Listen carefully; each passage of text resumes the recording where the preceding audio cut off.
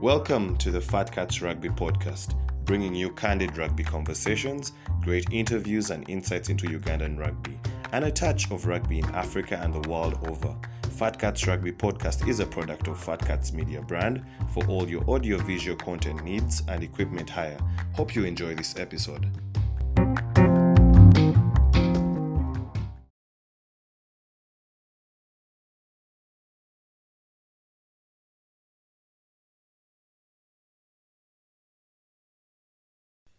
Fat Cats rugby conversation here. We have a superstar all the way from France. I don't know if his accent has changed, but welcome, Joachim Chisano. Thank you. Yeah. Before we even go any further, how was France? How's the weather? How's the food?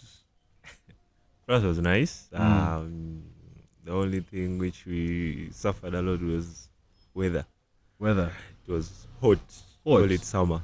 Really? It was too hot. Okay. I didn't think that France would be that hot. It was hot, like hot. You just walk without even clothes and you'll be like, yeah. Does that in any way affect your trainings? Yeah. Did you have to adjust due to the heat? Yeah, we had to adjust because of the heat, because here we are used not to those that kind of hotness. So we used now to have to hydrate a lot. Yeah. So water was that side. They will bring like water in the pitch and would use the turf. So the turf when the sun is up, it's so hot, and the turf, like our shoes, you'll feel the hotness. Wow. Real hot. Wow. Yeah. So just on that topic of France, you guys were there for about 2 weeks. Paint for us a picture about what was your routine like. What time were you guys supposed to wake up? Because there are many people who be there. They see you guys on TV. They see you guys on the pitch. They see you guys putting on those Nile special warm-up kits or the jersey itself, but they don't know what happens behind the scenes. Okay. What was the routine like? First thing and foremost, France, those guys keep time. So Not Ugandan time. not Ugandan time, like time, real time. Like when they say this is the time you're going for training, and this is the time. So we used to wake up like at around 6. We get breakfast like at 6:30. We're already taking breakfast. So we were staying with Senegalese in the same hotel. Okay. So you have to wake up. So first person waking up has to wake up, guys. So you'll be like, guys, wake up. Senegalese are here. They can take the whole breakfast. Are you serious? Hey. You have to First tell come, your first guys- serve. You have to take your guys way in a group like, yo, wake up, we go for breakfast. So we used to go for breakfast at 6:30. Then we come back to the room. We wait up to like if there is a communication, we can communicate. There is we were rookies. I was one of them. We were assigned duties to tell people like this. We were supposed to wear these clothes. We were supposed to wear this kit to go for training. So we have those things. Then at around 3, that's when we are setting off for that training. So we reach the pitch. Like you have to be on time, because the pitch they can give you for like 1 hour, strictly 1 hour. Yeah. You have to use it wisely. So coaches come in and we have to set everything up, and then we start training. When we finish, we just go away. Oh, okay. Edwin, anything on your mind that you'd like Joachim to tell you about? Yeah, before you became a rookie on the national team, We'll come back to that. you must have crawled, then you started walking, then you started running. So we want to know, those who don't know you, how did your rugby journey begin? Where did it start from? Well, my rugby journey started from Kenya Okay. in 2012 when I was still a Form 1. You guys call it Senior 1. Yeah. So for us, we call them Form 1. I was still young. I was sick that day. So I started my rugby in a school called Cheplas K High School. It wasn't that much of rugby school, but we started introducing that rugby to the school. So I was still young. And then when I left that school, that's when I joined now a bigger school here in Busia. Since I was born at the border, so we know that school. It's called St. Paul's Amkura High School. It is a well-known rugby school since it's in Western. So we used to play those schools like regionals. We call them regionals rugby, and then we couldn't go up to nationals. For their schools which were tough, like St. Peter's, Kakamega. So we used to play against Bungoma and others. So that's how my rugby journey started from. How did you get into Ugandan rugby? I mean, you saw the light from Kenya and you came to Uganda. So how did you get into Ugandan rugby? For Uganda, Well, you're a real Elgon Cup baby, you know that. yeah. Because you're on both sides. Yeah. So in Kenya, I came to Uganda when I finished my senior 4. For us Kenyans, you just finished senior 4, and then in Kenya I just came to Uganda. So when I just reached Uganda, the day I just stepped in Uganda, that was 2016 December. Okay. When I just stepped in town, like I used to just reach home Tororo, then I chill. But now when I step up to Kampala, that's when I just told that out, I need you to take me to stop at rugby pitch. I just googled rugby pitch. It brought Chadondo rugby grounds. Yeah. So I just went. That's when I just went with my bag to Chadondo to try and find if I can play rugby in Chadondo. Wow. And that's when there were those Vincent Moores. I know you know them. Yeah. Chadondo, Heathens was at the peak those days. So it was tough for me to join them. They told me that day the late Seguya was the coach. So they told me to go and start playing for Stallions. So when I joined Stallions, Onen was the coach. Charles Onen was the coach. So you train, but then game day you don't attain those. You don't be given time to play. So I chilled now. That's when I went to Mukono, back to Mukono. When I was doing my chef. I'm a chef, by the way. Not that professional chef, but very interesting. I cooked. So that's when I went to Mukono for the hotel which I had. It was a fast food. So that's when I met Ketso and Angzo, who introduced me to Mongas. I started from moving. Imagine I'm moving from Mukono to to Entebbe. Entebbe and back to Mukono to train. Wow. Just to play rugby. Just to play rugby. Wow. So, you talked about Mongas. How long did you play for Mongas? Because I think I've ever played in a Warriors side that played against you and Mongas. Yeah. How long did you play for Mongas? In Mongas, I started playing in 2017 up to 2020. Okay. Okay. Do you know how many club caps you have? We have a very big problem with recording, with having records in Uganda. No. I don't record myself. That's when I just started playing. Me and Wandicho, we used to fight for the same number. So Wandicho was the lock until when he left. Now that's when he left. Now the lock. Is lock your preferred position, or because I sometimes even in the national team they also put you at flank? So which one are you more comfortable playing? No. The moment I really don't know because I've tested flank. Flank is more flexible for me. I can say, but even locking, I don't say I can't lock because that's the number which I've played for the in my club for my current club, and in Mongas for almost those years. Okay. Yeah. So what's your most favorite? Let's say your most fun moment in Mongas. When I played Cobs. When you played Cobs? Yeah. Why Cobs? I don't know when I play Cobs they have that car. Yeah? That car. Strong. They make too much noise. That's why.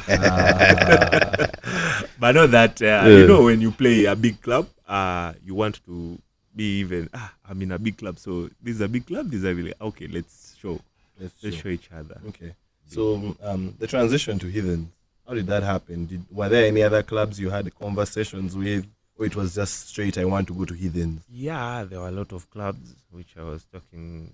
They were trying to come in with their offers, but I looked at a way, you can check on like, okay, let me see, this club has been good. Let me check their records, and I see. You check on this club records. How have they been winning this title? And if a player you can go and you blend in and you can see. So I even asked. I even introduced my mom. I was like, Mom, I have these and these and these. I want to join this club. They were like, you know me, you are my son, but you have to think first before you choose. So that's when I looked at Heathens. I was like, okay, let me see Heathens. I have no one there. I have just Aaron and Michael, who I just talked to. Let me go. Let me just say, and their fan, obvious Eddie, who has been there in Mongas, where he was be like, one day he told me, wait, I did. One day we shall see each other. And that's when I just joined Heathens. How's life in Heathens? How is life at Chadondo? Wow. Besides the rugby, how's life there? Besides rugby, life in Chadondo is so sweet, because Is it welcoming? How are the fans welcoming. treating you? Okay, Chadondo, I think, first I was afraid if I'll blend in Chadondo, but I was so much surprised when I joined, and I just clicked in. Like, when someone you join, like when you're having let's say you're from far, and then you just see someone coming in, and you'll be like, hey, come my son, and he's not even your dad or someone. You'll be like, yeah, and they give you everything you need, and they be like, we are always there. Anything arise, come to us. We are always there for you. Okay. So I was happy, and I'm happy to be there. Okay. So, if I'm not mistaken, this was your first season with Heathens, right? Yeah, this was my first. How does it feel to be a champion? Uganda champion, 15s. Feels sweet. Unbeaten. To even make it, to add, I don't know, to add a little bit of sprinkle. Okay, in Heathens I joined them, and the first thing I told Michael before even I signed any contract with them, I told them, are you guys giving me a cup? Are you guys giving me a trophy? Are we winning the league? If no, just tell me I think otherwise. I remain in Mongas and I be there. So he told me that's assured. So I was like, okay, bring the paper, and then I signed. So that's when I just feel nice being in Heathens and winning that. And this is just the first. Many more are coming. Wow. The 3. Wow, okay. Tell us a little bit about how you got into being a chef. 'Cause that's interesting, especially the fact that women love men that cook. Yeah. Okay, chef, I just love cooking like varieties of food. Like I can go to YouTube, I spend much money buying food to cook. So I might go to a hotel and I be like, I want to eat this food. So I taste that food, then I go home and I cook the same as that. Like more and more. Same thing. Yeah, when are you opening a TikTok channel like Dennis Ombachi? Yes. Want you Would to like have also, our Ugandan. Yeah. I always post my food on my status. So You need to get a TikTok channel. You need to We need to beat Kenya everywhere. I can't cook. Soon you'll just Okay, that's good to hear. Yeah. So, and I think my final question to you would be playing for the national team. How did that make you feel? Because from where we were watching, if we could watch for the few times we watched anyway, you were one of the standout performers, and you didn't play like you were a rookie. So how did that feel? And explain to us that whole emotion, that whole feeling. First and foremost, I want to thank Brian Makalama, where he is. Okay. He's the one who has been with me since last year September. Mid-October I started my training with him. Okay. And he has been with me until when I was going to Heathens. He has been with me. I usually train, like, one thing you need to know, like a sportsman, there are some things you need to do so that you keep your strength and conditioning be good. Like you leave alone alcohol and other things. Like me, I'm off alcohol completely. It's not in my system. How does that feel? I feel nice. All right. I'll try it someday. Okay. For him, I train I have, let's say I train with national team. I go to Brian Makalama in the morning. Oh, okay. Then I go to the national team training. Wow. Okay. So people don't know what you put in. They will just see you there. Hey, why is this guy there? So for the national team, I feel so much humbled for them to give me this opportunity to show what I have and what other youth can do when given a chance to play for the team. There's many people who are out there who really want to join the national team, and they be like, I can't fit in. Whether the size or what, you just come, put in your shift. One day, one time, someone will see you there. And they will be like, yeah. Okay, that's great. I think, Edwin, it's time for us to get into the trivia. What do you think? Yeah, we need to know who did what in France. Yes. You talked about waking up early in the morning to have breakfast before the guys from Dakar would finish everything. So who was always the first in line? Yeah, I used to be the first in line. I love food. Okay, I love breakfast. Yeah. But Who was your partner in crime being the first in line? my partner in crime, Mong Elfans. He will be texting me like, yo, let's go. Okay. This is like at 6 a.m. Wow. We'll be in the window like, there's no coach. Coach is there. Let's attack. We attack now, we go and eat. Okay, so what was the breakfast like? The breakfast was heavy. You know those... What are the meals on the breakfast? Yes. You can get bread. Okay, those guys, they will serve food. They have food with bread. Yeah. Always there's bread The always French, there. yeah, definitely. So we used to eat bread, most of the bread, and then there's, you know, we are from Uganda where, some 5-star hotel or 3-star hotel, we have never even gone. Some of us, like me, let's say, Okay. there's coffee there, so you just press whatever you want, cappuccino, what. Yeah. You just come What down is and be like, this? yo. Yeah. What sort of sorcery is this? And then now sugar for us, we are used to scooping sugar. Yeah. We have been given those sugars of there. You be like, huh? So there was like potatoes. Okay. There's meat. There was eggs. The eggs which are used here for nyanyambisi. Okay. Those are the ones, the Yeah. real one of there is what they call.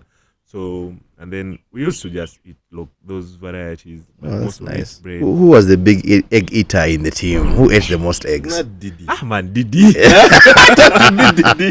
From my experience with Didi, having studied with him, Didi. Okay. Didi was well known for those things. He knows them. Who was your best teammate in Mongas? Best teammate. I can say Trevor. Trevor is my best teammate because we used to go to train together.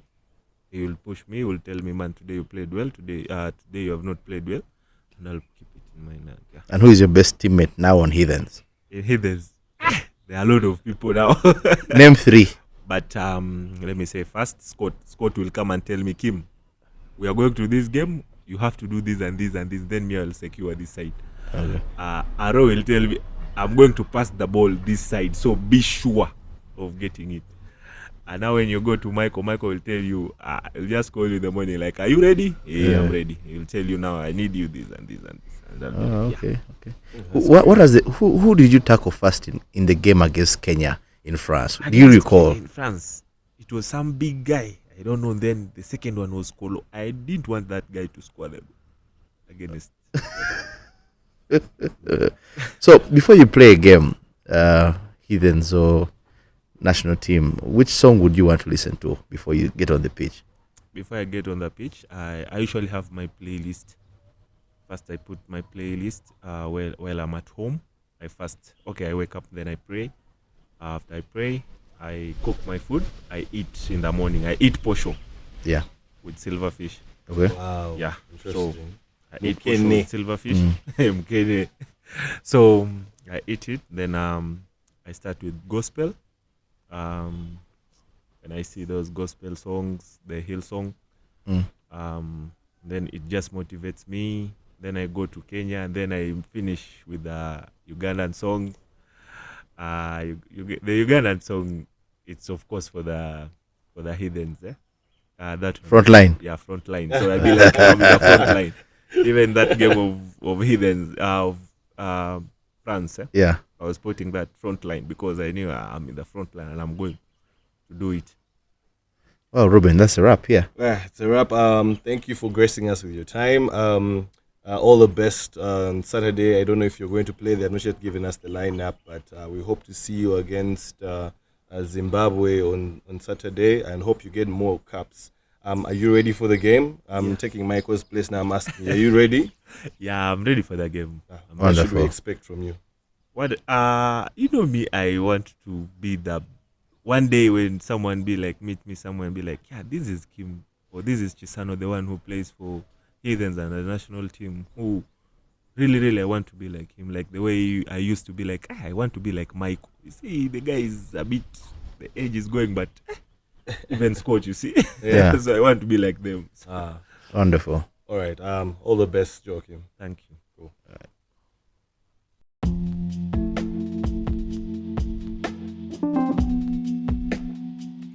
Thanks for listening in. Share with us your thoughts from today's episode, and don't forget to follow us on Facebook, Instagram, Twitter, and subscribe to our YouTube channel.